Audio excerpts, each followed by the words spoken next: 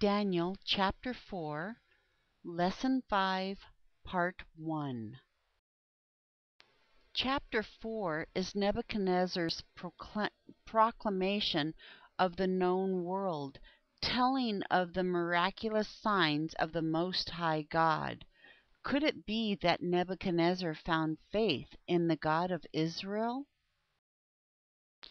Daniel 4, 1 through 3. Nebuchadnezzar the king, to all of the peoples, nations, and languages who dwell in all of the earth, peace be multiplied to you. It has seemed good to me to show the signs and wonders that the Most High God has worked towards me. How great are his signs, how mighty are his wonders. His kingdom is everlasting kingdom, and his dominion is from generation to generation. Nebuchadnezzar had another of those disturbing dreams. This dream frightened him. Daniel 4, 4 and 5. I, Nebuchadnezzar, was at rest in my house, and flourishing in my palace. I saw a dream which made me afraid, and the thoughts on my bed and the visions of my head troubled me. As in the beginning, he called in the wise men of Babylon to interpret the dream. You will recall the wise men had a very extensive library of dream charts used to analyze dreams. Daniel 4:6.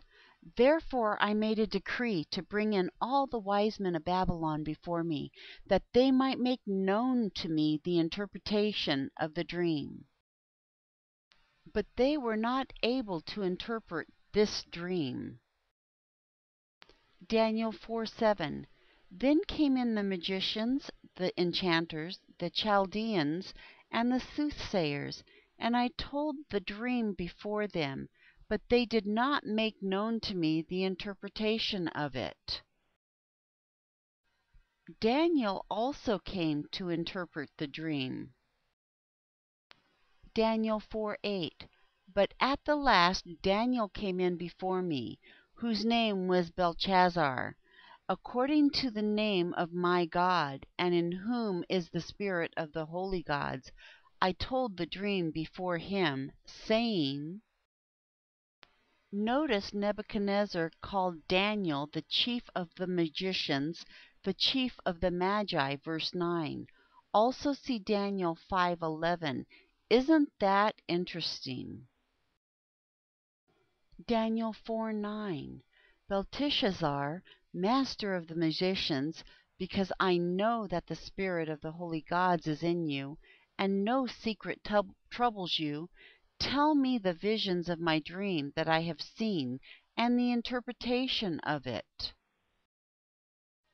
About 566 years later, wise men, magi from the east, would show up in Bethlehem to worship the King of the Jews, the Christ.